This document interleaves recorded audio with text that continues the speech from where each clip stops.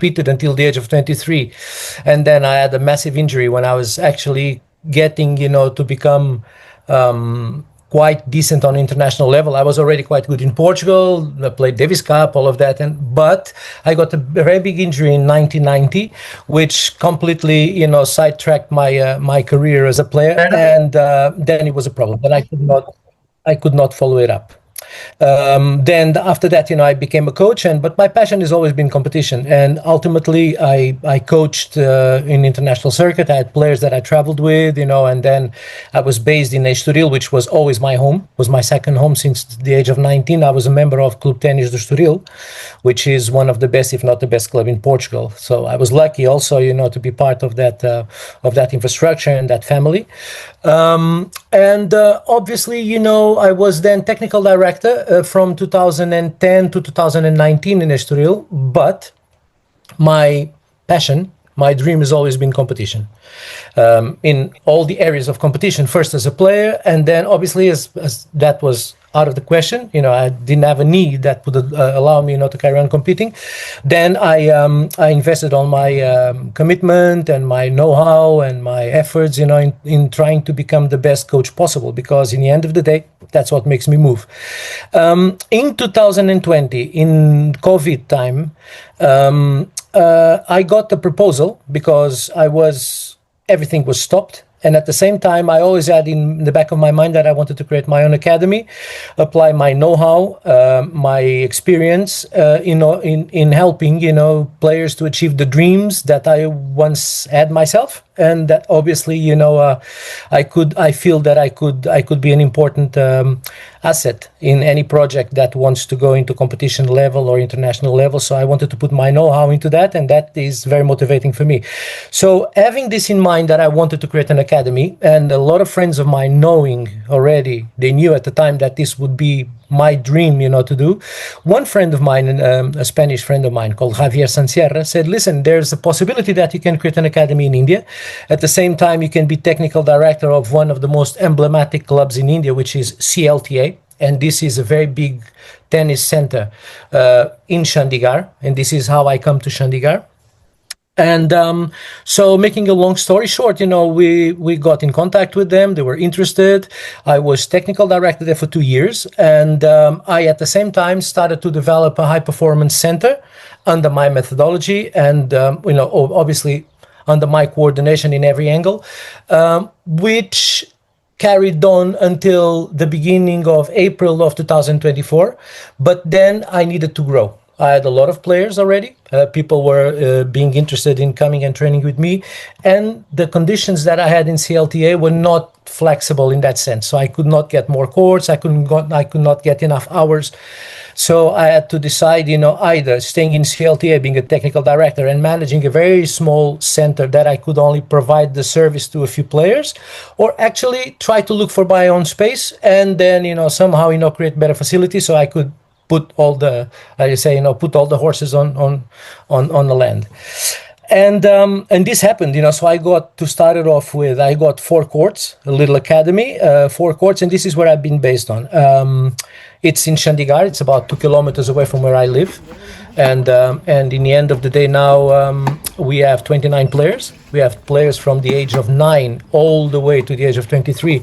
Some players, are already in the international circuit. Others are starting now, to give the first steps into competition level. And at the same time, I'm trying to negotiate some more facilities, so that I can get some more courts in the nearby, so that we can extend a little bit our services. We can not only bring more players, but also get, if possible, some hard courts, because these 4 courts that I have are only clay. Your background as a player, was it important for this moment? Yes, I believe so, honestly. You don't need to be a very good tennis player, to be a very good coach. However, it makes a little bit of a difference, because let's put it this way. The experience, the empathy with the players, the feelings that, you get from experience of being, immersed in situations that only the players are immersed. All the feelings, all the doubts, all the need to reassurance sometimes, all the need for a break. that sometimes coaches, they follow protocol and they carry on going due to the program that is done, and they don't understand where, to release a little bit of pressure or to increase the intensity, or where to pull the player aside for a couple of days and give him something a little bit different. So once you live in those experiences, yourself, then maybe you have a little bit of an extra value, to give to this sort of project of competition. I give you an example of this. Until like maybe 25, 30 years ago, as you know very well, we had countries with different methodologies. So we had Spain, that had a sort of like a national school of tennis, they would follow a certain system, they would have their own methodology of training, and they would all produce players with the same sort of characteristics. And, we knew that those guys had a formula that at least would promote players with a certain type of tennis. If you were a very fast, very explosive and patient person, then, go to Spain, because they will have, the system that everybody applies there very much is going to promote your game, to a higher level. If you'd go to France, you knew exactly, that, from the age of 12, already had all the tools in your game. They were very, very, how can I say, efficient and very alert in giving the players all the possibilities in their weaponry. So, you get all the, different nuances of the game, they would have no weaknesses technically. So that would give a different type of perspective, of how to develop the game of the player. And, those characteristics were there. The Czech tennis was very flattish, low over the net, very ball on the rise, taking time away from the opponent, opening more angles. So each country, let's say, that had a big tradition in tennis and their own method. And they had their own secrets. So, that's why you had the top maybe 50 players in the world or 100 players in the world were mainly shared between the Americans, the Australians, the Swedish, the Spanish, the French, and then a few South Americans mixed outsiders, but it was mainly by these people. Because in those days, there were not so much, it wasn't so easy to share information. So, if you were in the right place at the right time for your style and for your body type and for your mentality, then you would be lucky, if you'd be the right guy for Spain or the right guy for the Swedish system or French system or American system. So you'd have a good chance of developing your game probably to the maximum of your potential. But like from 30 years ago until now, tennis has become very generalized. Information is easy to access. Everybody knows now. You're a decent coach, you have a good formation as a coach, you have you take the right courses, and all the information that is very valid, that is the biggest, how can I say, the biggest base for the development of a good player, it's all in there. You have access to all the information. So a good coach in Portugal is just as good as a good coach in France, or a good coach in Spain, or a good coach in whatever. And the same to other countries. Everybody has got a general knowledge now that is very developed, and there's no secrets anymore. So what makes the difference then between going to the next level or not? It's ultimately, obviously, you're talking about coaching players with the same level, the same potential, the same talent. Then the differences come from a little bit of the analytical ability of the coach, the experience of the coach as a coach, and maybe the experience of the coach as a player. And these are the differences. You have a good example here now, look at Centro Nacional Treino, which is our national center. They are doing a massive job, with the players that they have. They're promoting the players and whatever. Why is that? Well, they have Rui Machado, they have Pedro Sousa, they have Huganão. I think maybe Nicao is there, Gonçalo Nicao is there. They were all ex-players. Yep. So there's an added value into the work that they do based on their experience and their feeling about the whole project, the whole game. So that's why I believe that's why I ask if the experience, your background as a player, was an importance to this kind of job. Yeah, I do think so. Why in India? You told me that Javier Sanchera got you this challenge, and then you went to India. During this time that you are there, are you happy with the way your work is being done and the way your MS Star Academy is growing? Yes, I'm very happy.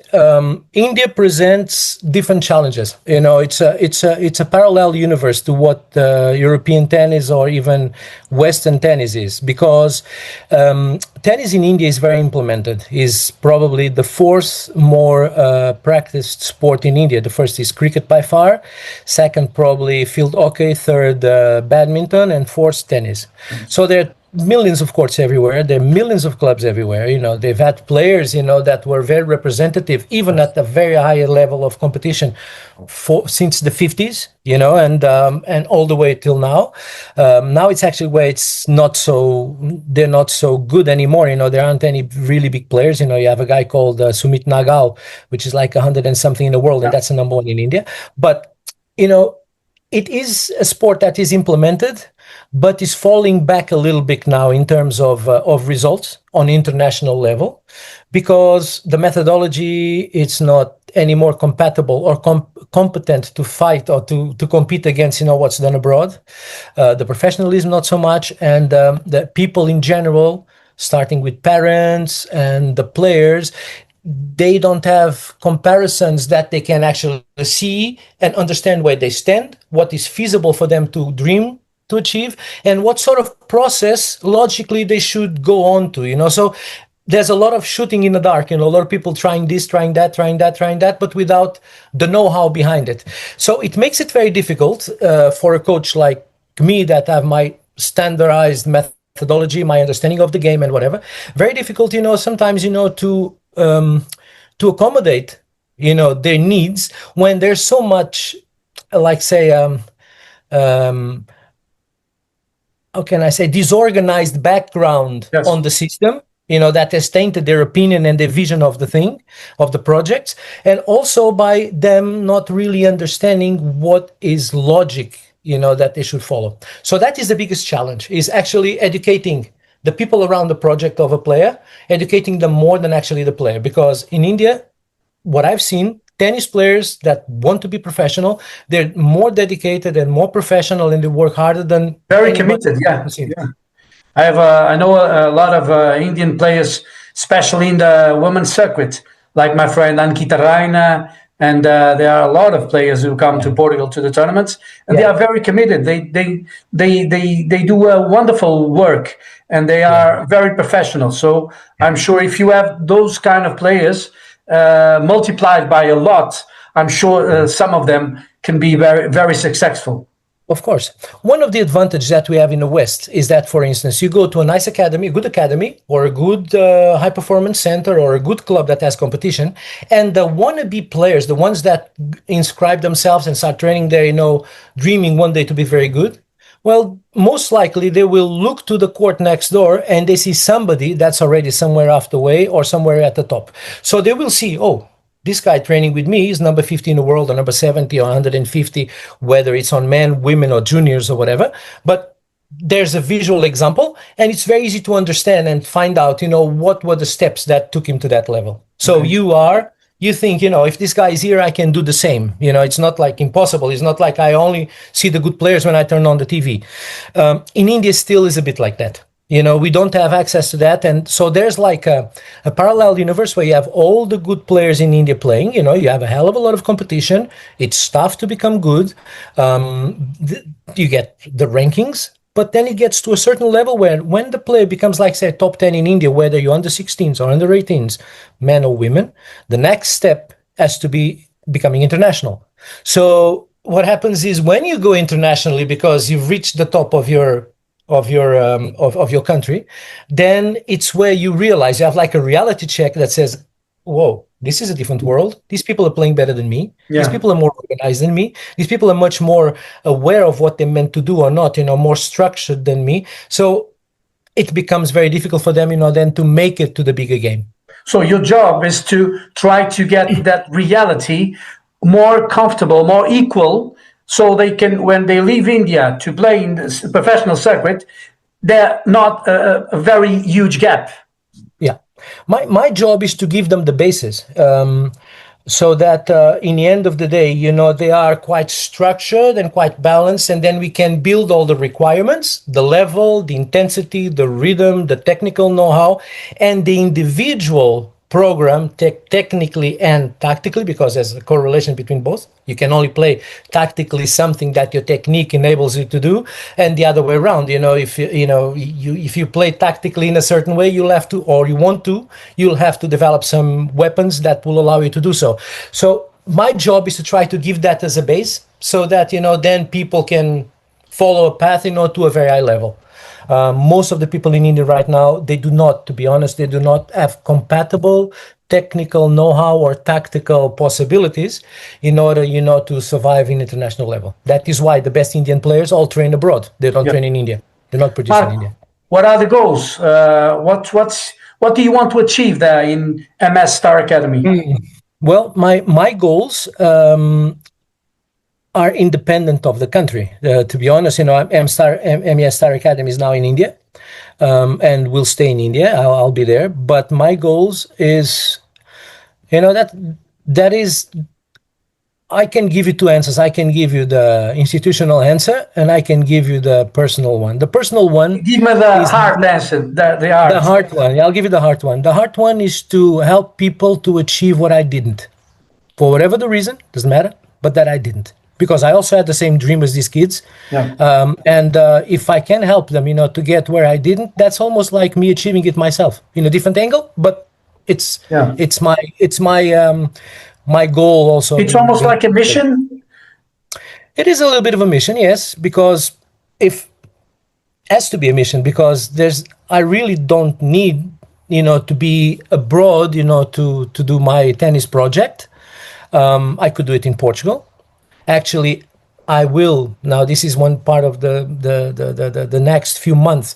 I want to make the bridge to Portugal. I also want to have my own space in Portugal that I can bring the players from India to here and train them here also, and train the Portuguese people, anyone. But, reality is that, if you bring the Indian players that are competent to an European environment, with the training here, with the other players to play against, with the other players to interact with, this is a massive asset. If it's done properly, not just send them anywhere, because there's a lot of bad places in Europe, but if do a good work here in Portugal also, then the transition of players between one and the other would be a massive asset and a very valuable thing, for the players that are very kind of, how can I say, isolated inside of the Indian system. Now, my goal is to produce players. I went to India because this was the first opportunity that appeared when I had put my head down, and said, okay, listen, I want to create my own academy. I want to do it put everything that I know into work. And the opportunity presented itself in India. And then, I went there as a technical director, like I said, of CLTA, and it worked very well. So the players are there, and I'm based there. Yeah. What about the local authorities in Shangri-La and the people? Do they warm welcome you when you arrive, and now it's good a relationship? Yes. Listen, it's like this. India is a wonderful country. It's a country that is struggling in some ways still. Huge country that historically has been a little bit overwhelmed by different powerful empires. Let's put it this way. They were colonized and then they were managed and whatever. But now, since the independence, is giving very fast strides towards their own sort of autonomy, their own decision making. They're learning how to deal with a huge country that has its own challenges, but it's a wonderful country because the people are wonderful. So even the authorities, they've been very receptive. I know a lot of people right now in India that are, how can I say, they're very powerful people in the system. They're politicians, they are bureaucrats, lawyers and everything, because tennis is like most of the world. Tennis is a very upmarket sport. So, you deal with people that are more comfortable in life most of the time. They're the ones that have the means and also the time, in order to enjoy and to spend time with tennis, whether it's playing or whether it's watching or whether it's promoting. So in the end of the day, I'm connected to quite a lot of very interesting and successful people in India, and they've been very nice. So that makes my life much easier there also. So the future is going to be, for sure, very well successful there in India. Well, it's like this. So I've started this project in CLTA 3 years ago, and alone now on my own 1 year ago. Started in April last year. So, for instance, I've got players. Let's put it this way: my academy now, it's or high performance center, if you want to call it, because it's a small nucleus still. We are actually bringing results better than most people. So my players are actually developing faster than the competition that we have. I have one boy that is now first year under 16s and is maybe ranking wise is number 4 in India, but we're not going for ranking. I think he might be number 1 or number 2 by value, because he hasn't lost to any of the under 16s top players for the last 5 months, and he's developing faster. He's already doing very good results on the under 18s. So this is a boy that I suspect that is going to start to have to play internationally very soon. What's his name? Ribar Saroya. Okay. Hi, this is Reverb. Reverb is the player that's been the longest with us. Since I've arrived in India about 3 years ago almost. He's been coached by us. Right now he's 14. He's turned 14 a few months ago, and he's probably in India, not ranking wise because we're not aiming for national ranking, but in terms of results he's probably like top 2 in India. There's only him and another guy that level under 40 at his age. First year under 16s, and probably top 3, top 4 in India under 16s. He's been playing ITFs now. He's qualified twice in the last 2 ITFs in these past 2 weeks. Made quarterfinals of doubles, and so is I think, to be honest, by the end of this year he will start playing mostly internationally, and he will have to start getting used to traveling, eating international food. No more Indian healthy food. But he's a very promising player, and we're very proud of him, because he's achieving, based on his hard work and his skills, he's achieving what he actually deserves. Thank you so much, sir. You're very welcome. It's true. And also there's another boy that is a bit older. He's playing futures. He's called Yash Churazia. This is a boy that started training with me a year ago. He had no points at the time. Now he has 6 points in doubles, 1 point in singles ATP, girls and boys. So although we use the competition as benchmarks, not so much because we're aiming for immediate results, because many times that makes you lose track of what you meant to be. It's the process that matters. Yeah. You can only do 2 things. You can go for results or you can go for improvement. Yeah. So when you still have a lot to improve, you better put all your attention and effort in improving. And the tournaments are there pretty much, for you to understand what you're doing well, what you're not doing well, what you need to understand better, what you need to learn, or what you don't need to learn anymore. Tournaments are like exams in school. You study outside and then you go for an exam to see if you qualify to go to the next level. And if you don't qualify, what you need to work on it, and that's how we use it. But even like that, our players are achieving much better results than the competition around us.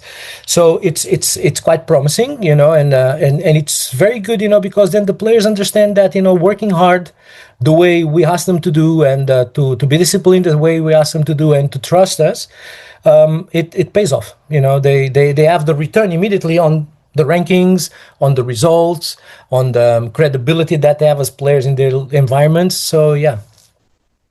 Marco, good luck for this project, for MS Star Academy. And I hope to see that bridge that you are building with a lot of players from India to Portugal, and to Portugal to India too.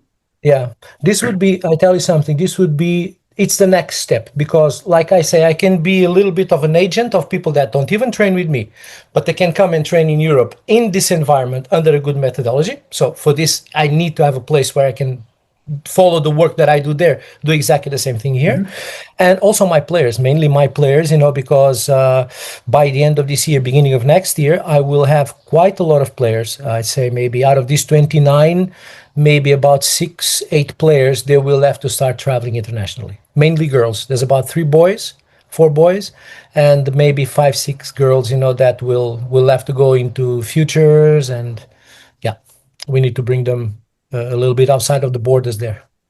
Marco, good luck, and thank you to India to get you, and to the way they are treating you. Yeah, thank you very much. Foi mais um episódio do Jornal do Ténis com o Marco Seruca, português bem sucedido na Índia. Obrigado, Pedro.